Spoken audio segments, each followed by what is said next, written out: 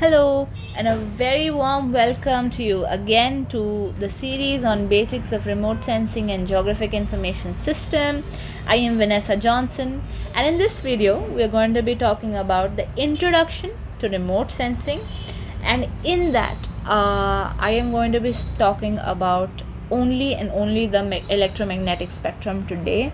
I am doing a small special video on electromagnetic spectrum, especially because it is quite important when you are talking about remote sensing. I will not be going into into intricate detail, because it is not necessary when you are just studying the basics. But if you want a very detailed video, you can let me know and I can make that happen. But for the time being, this is going to be quite a basic video, and I hope you pay attention and you understand to it. Okay, so first thing that we're going to look at is what is the electromagnetic spectrum. So the electromagnetic spectrum is a continuum of all electromagnetic waves arranged according to their frequencies and wavelengths. So if you have not understood any of this, it is totally okay. I will be explaining what it is as we go further. So before we do that, we are going to do what is a wave. So a wave is a traveling disturbance that transports energy from one location to another. Now these are very defined sentences, and the point of this video is that you understand. So do not get into the words or get confused because of the physics of the entire matter, but try to understand how it works. So you must have seen a wave. It looks something like this, right? So this is basically a wave.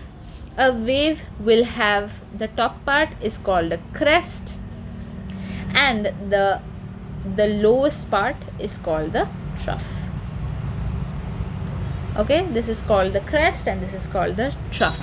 This is what you need to remember for now. One wave is from one trough to a crest to a trough. Okay, so this is going to be one whole wave. So waves are counted this ways. Now we're going to talk about frequency. What is a frequency? The frequency of a wave is the number of waves that pass a fixed point in a unit of time. Now this may sound confusing again. Simply, how many number, you can ask yourself a question, how many, right?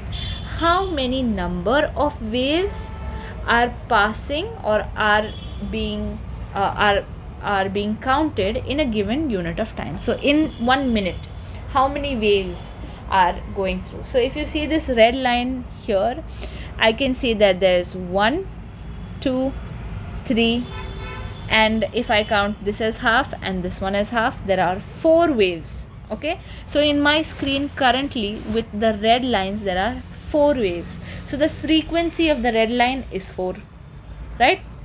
Then when I look at the orange one, I see 1, 2, 3, 4, and I'll count this half, okay, as 5. So just for the time being, I'll count it as 5. I have 5 waves in the orange one. Now going to the green, 1, 2, 3, 4, 5, 6, right? So I have 6 waves here. Then for the blue, I have 1, 2, 3, 4, 5, 6, 7, 8. I have 8 waves that are traveling in the same screen. The screen size has not changed. The frequency of the waves has changed. Okay, now we will look at the last purple line. 1, 2, 3, 4, 5, 6, 7, 8, 9, 10, 11, 12, 13, 14, and I will count this one as 15 because it's continuing on this side. There are 15 waves in the same space. So the frequency of the waves are the number, okay, or the number of waves that are passing in a given unit of time. For this example, I did not use a unit of time. I used the screen as a unit to help you understand. Now, what is a wavelength? The distance between successive crests of a wave, especially points in a sound wave or electromagnetic wave. So we already did, this is the crest, right? And this is the trough, right? So from one crest to the other crest is known as the wavelength. So if this is more, and look at this wavelength here, this is less as compared to the other. So this is short wavelength, and this is longer wavelength, right? There can be instances where your wavelength is much longer than what is shown on this screen right now. I will explain that to you as we go further. Okay, so now we are going to talk about electromagnetic waves. Electromagnetic waves has, so the word electromagnetism has two words. It has electro and it has magnetic. So we are going to talk about magnetism and we're going to talk about the electric field, right? So our waves are joint to each other, but they are on the y and the z axis. So this is more to do with physics. We are not going to get very deep into it, but if you have done some science, some basic science, so you will know that the x shows the direction, the y is showing the electric field, and the z is showing magnetic field. Y and z can be interchanged. The y can be magnetic field and the z can be electric field. Okay, so you can see that you will see this type of wavelength for the electric field, and then you will see that there is a wavelength attached to it, and that is your magnetic field, right? So electromagnetic waves have both electric field and the magnetic field. This you must remember. Okay, now please remember what we did about frequency, what we did about wavelength, the length of the waves, and now we are going to go to the actual electromagnetic spectrum. So the electromagnetic spectrum has different lights that are in the spectrum. So it is a spectrum. Spectrum means a band of colors. Okay, now colors are not just limited to what we can see. What we can see is called as visible light. That is what we can see. We can see Vibgyor, right? Vibgyor. So that is, if I show you here, Vibgyor. So that is red, orange, yellow, green, blue, indigo, and violet. These colors are what we can see. But besides this, there are many other colors that are not visible to the human eye. But these lights are what the sensors use to be able to sense different features on the surface of the earth. So that is why this remotely sensed data is very accurate, and also it can give you a lot more data because it is seeing light more than the visible spectrum, right? So it is seeing the radio waves, it is seeing microwaves, it can see infrared, it can see ultraviolet, x-rays, and gamma rays. So right now I will just give you a brief.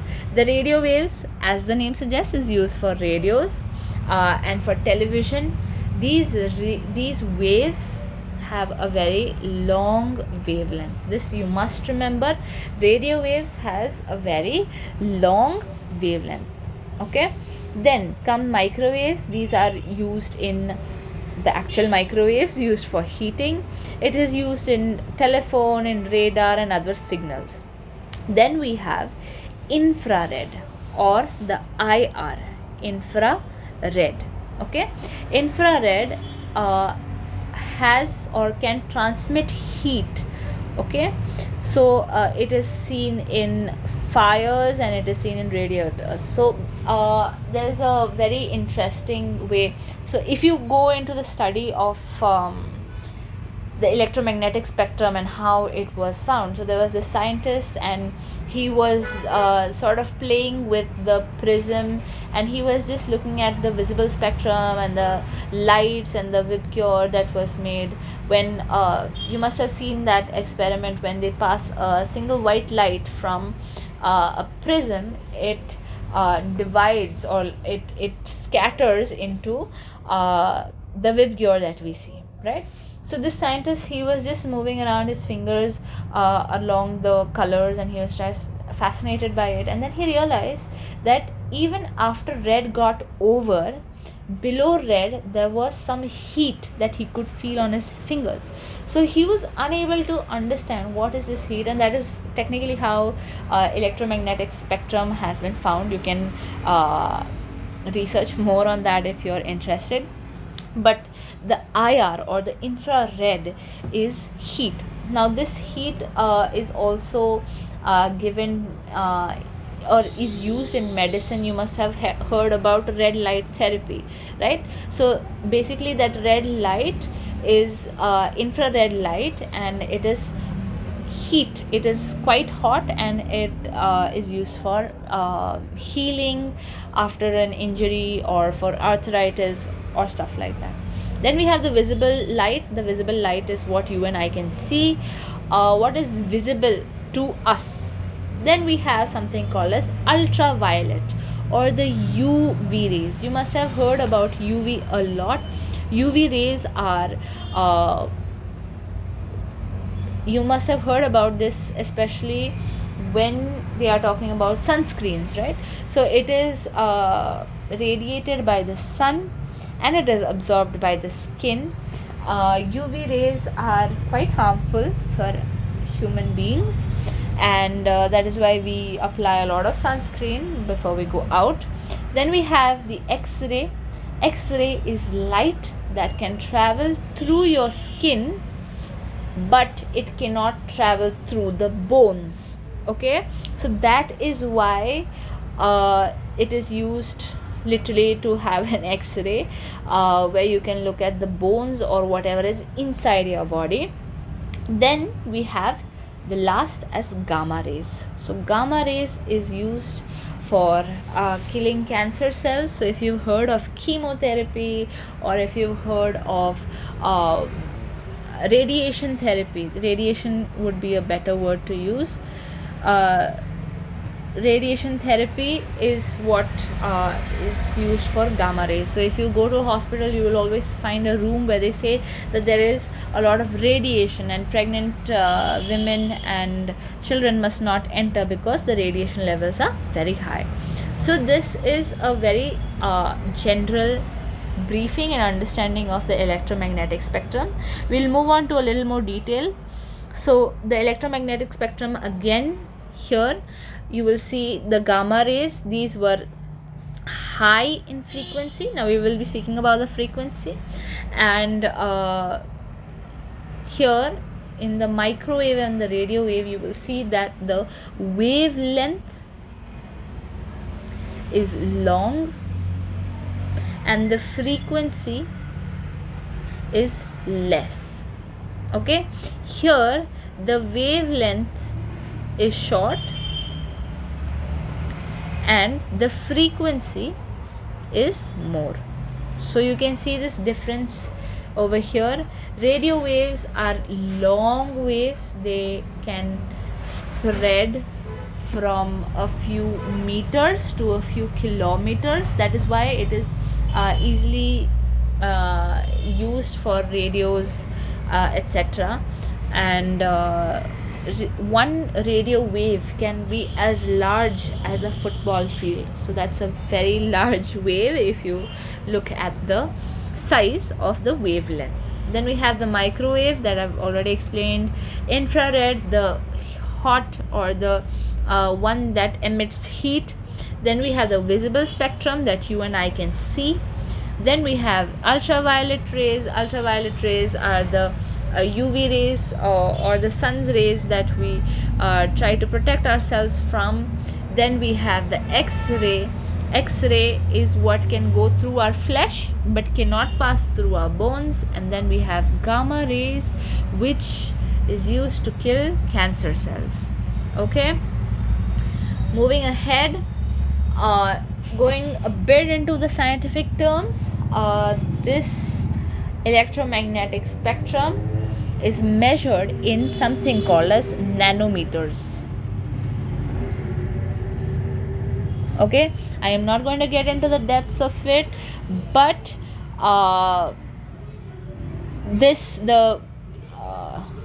electromagnetic spectrum can go from 0.0001 nanometer all the way to 100 meters. So a nanometer is very very small, and a meter, I hope you know the sizing of the meter. Okay, now when we are talking about radio waves, again you will see the radar, TV, FM, AM here. Again, one wave is almost as big as a football field, right? So it's quite huge, large wavelengths here. Then we move on to infrared. Infrared will have shorter wavelengths as compared to the radio waves. Okay, there is microwaves here also that has not been mentioned. Then we have the visible spectrum. The visible spectrum, if you look at it, it's quite tiny. Okay, because it's a very short amount of color that we can see. Then we have UV radiation. You can see the wavelength has become shorter. Then we have the X-ray, where the wavelength again has become shorter, and gamma rays, where the wavelength is extremely short and the frequency is quite high. Here the frequency is low. There is less frequency, and on this side there is more frequency. So this is mostly what you need to know about the electromagnetic spectrum. If you have any more questions, I have again not gone into the depths of the electromagnetic spectrum. I have not taught about the physics and how it works in detail, but if you want a video about that, I can definitely make that happen. Please do let me know in the comments. And if you do like this series, if you're enjoying, please like, share and subscribe, and you can definitely let me know how you're finding it in the comments. Thank you so much. See you in the next video.